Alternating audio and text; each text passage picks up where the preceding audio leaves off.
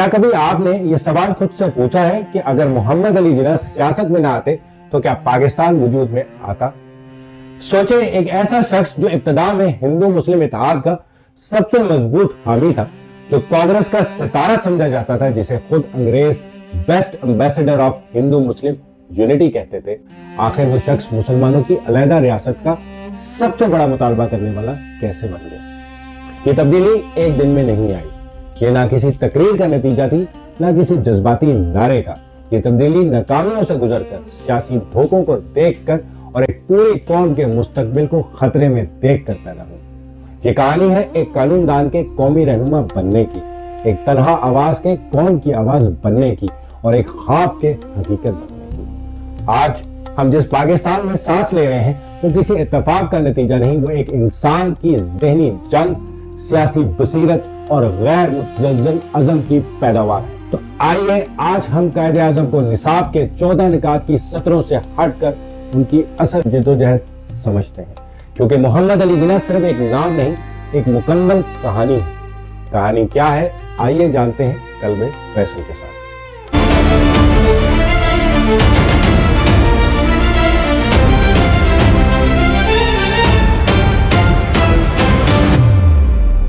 1906 Kolkata Indian national Congress کا اجلاس جاری تھا۔ ایک نوجوان بیرسٹر محمد علی جناح دادا بھائی نورو جی کے سیکرٹری کی حیثیت سے کانگریس کے اجلاس میں شریک تھے۔ اس وقت ڈھاکہ میں آل انڈیا مسلم لیگ کی بنیاد رکھی جا رہی تھی۔ جناح جو ہندو مسلم اتحاد کے پرجوش حامی تھے، نے کانگریس کے پلیٹ فارم سے اقلیتوں کی حقوق کی بات کی۔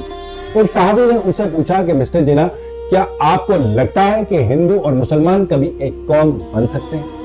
تو جناح نے مسکرا کر جواب دیا، فی الحال تو ہم ایک دوسرے کے ساتھ چل رہے ہیں۔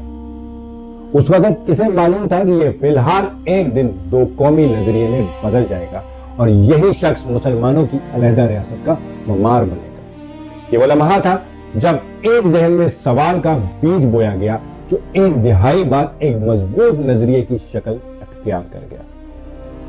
کہتے ہیں قائد وہ ہوتا ہے جو قوم کو راستہ دکھائے، لیکن پاکستان کے قائد نے تو قوم کو راستہ دکھانے کے بجائے قوم کے لیے ایک نیا راستہ ہی بنا دیا۔ قائد اعظم محمد علی جناح صرف ایک نام نہیں، ایک ویژن، ایک جدوجہد، ایک ایسی داستان ہے جو ہمیں یاد دلاتی ہے کہ عزم ہو تو ناممکن بھی ممکن ہے۔ تاریخ کے صفحات پر چند ہی شخصیات ایسی ملتی ہیں کہ جن کی جدوجہد نے دنیا کا نقشہ بدل دیا۔ محمد علی جناح انہی عظیم رہنماؤں میں سے ایک ہیں۔ ان کی زندگی کا ہر لمحہ، ہر فیصلہ ایک ایسے خوف کی تعبیر تھا جس نے برے صغیر کے کروڑوں مسلمانوں کو ایک آزاد وطن کی صورت میں ایک نئی پہچان دی۔ یہ کہانی ایک ایسے شخص کی ہے جس نے اپنی پیدائش سے لے کر پاکستان کے قیام تک اور پھر اس کے آخری ایام تک صرف ایک مقصد کے لیے سانس لی، انصاف، آزادی اور خود مختاری۔ 25 دسمبر 1876 کو کراچی میں پیدا ہونے والے محمد علی جناح والد پونجا جناح اور والدہ مٹھی بائی کے 7 بچوں میں سے ایک تھے۔ ان کا تعلق ایک درمیانے درجے کے اسماعیلی خواجہ تاجر خاندان سے تھا۔ قائد کے والد پونجا جناح ایک کامیاب گجراتی تاجر تھے جو گوندل ریاست سے ہجرت کر کے 1861 میں کراچی آئے۔ ان کے گھر میں ایک ایسا ماحول تھا جہاں کاروبار اور خاندانی اقتدار کو اہمیت دی جاتی تھی۔ والدہ نے انہیں ابتدائی تربیت دی جو ان کی شخصیت کی بنیاد بنی۔ پونجا جناح اپنے بیٹے کو ایک کامیاب تاجر بنانا چاہتے تھے اور ان کے اسی ویژن نے محمد علی جناح کو کم عمری میں انگلینڈ بھیجنے کا فیصلہ کیا۔ محمد علی جناح نے اپنی ابتدائی تعلیم گھر سے شروع کی۔ جب وہ 6 سال کے ہوئے تو گجراتی پڑھنے کے لیے ایک استاد کا انتظام کیا گیا۔ بعد از انہوں نے کراچی میں سندھ مدرسۃ الاسلام، کراچی کے کرسچن مشنری اسکول اور پھر ممبئی کے گرامر روڈ ہائی اسکول سے تعلیم حاصل کی۔ یہیں سے ان کی ذہانت کی ابتدائی نقوش نمایاں ہونا شروع ہوئے۔ اگرچہ ان کے والد ریاضی کو بہت اہمیت دیتے تھے۔ فاطمہ جناح کی کتاب مائی بردرز کے مطابق جناح کو ریاضی شروع سے ہی ناپسند تھی۔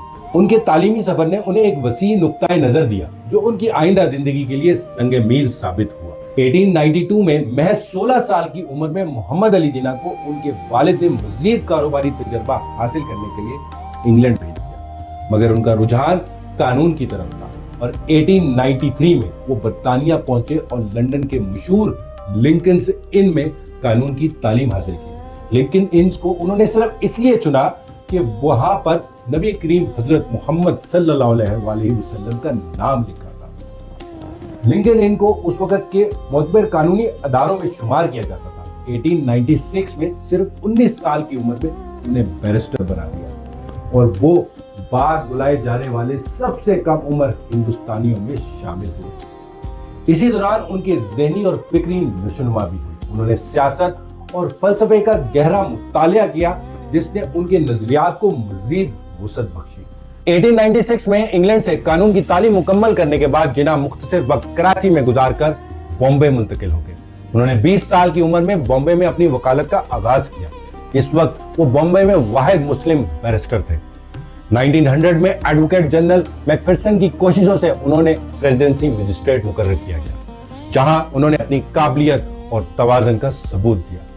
जिन्ना की कानूनी महारत ने उन्हें तेजी से शोहरत दिलाई।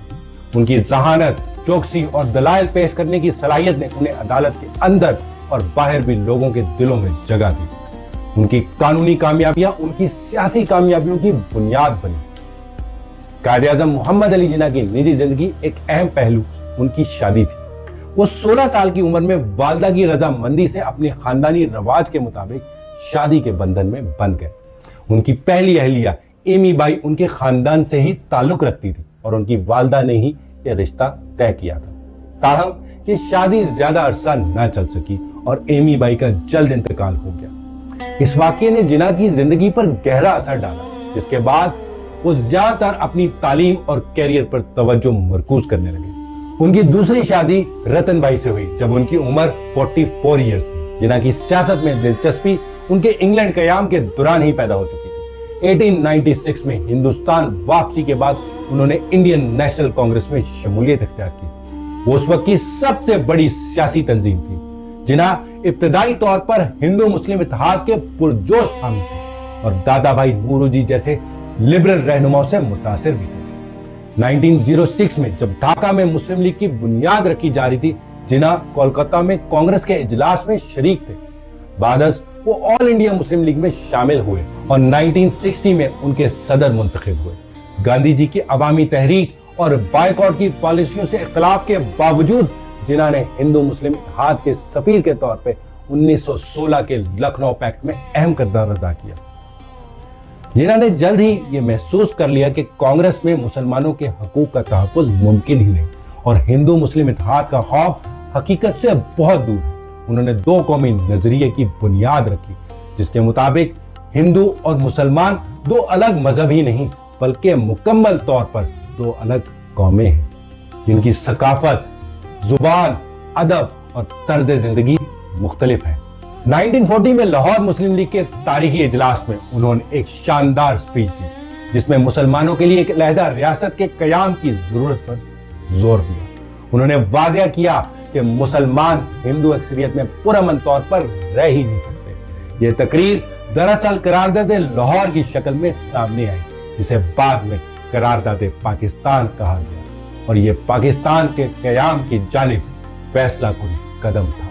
कायद-ए-आज़म मोहम्मद अली जिन्ना की क़यादत में मुस्लिम लीग ने एक तवील और पुरअज़म जद्दोजहद की, जिसके नतीजे में 14 अगस्त 1947 को एक आजाद मुस्लिम रियासत इस्लामी जमहूरियत पाकिस्तान दुनिया के नक्शे पर नमूदार हुआ। यह उनकी मुसलसल कोशिशें, आईनी बसीरत और गैर मुतज़लज़ल अज़म का नतीजा था। कायद-ए-आज़म आजाद कौम के पहले गवर्नर जनरल बने और नए मुल्क की तश्कील, उसके निजाम को मुस्तहकम करने और उसे मजबूत बुनियादों पर खड़ा करने के लिए दिन रात काम करने लगे। तक़सीम हिंद के बाद के हंगामा खेज हालात, लाखों महाजरीन की आमद और नुज़ायदा रियासत के बुनियादी मसाइल ने उनकी सेहत पर गहरा असर डाला। उन्हें 12 साल से ट्यूबरक्लोसिस थी, मगर उन्होंने इस बीमारी को कभी जाहिर ही नहीं होने दिया। 14 जुलाई 1948 को उन्हें कोयटा से ज़ियारत मुंतकिल किया गया, मगर उनकी सेहत मजीद बिगड़ गई। बिलाखिर 11 सितंबर 1948 को पाकिस्तान के क़याम के महज एक साल बाद 72 साल की उम्र में ये अजीम रहनुमा अपने खालिक हकीकी से जा मिला। उनका इंतकाल एक कौम के लिए गहरा सदमा था, मगर उन्होंने एक मजबूत विजन اور اصولوں پر مبنی ریاست کی بنیاد رکھتی تھی۔ قائد اعظم محمد علی جناح صرف ایک نام نہیں، ایک عہد کا نام ہے۔ ان کی زندگی ہمیں سکھاتی ہے کہ اگر ارادے بلند ہوں اور عزم پختہ تو ایک خواب بھی حقیقت بن سکتا ہے اور ایک قوم بھی اپنی منزل پا سکتی ہے۔ ان کی جدوجہد، ان کی بصیرت اور ان کا ویژن آج بھی ہمارے لیے مشعل راہ۔ میں ہوں فیصل اور یہ ہے قلب فیصل، جہاں ہم صرف ماضی نہیں دکھاتے، قائد کے ویژن کو سمجھاتے ہیں۔ Like and subscribe. جزاک اللہ خیر۔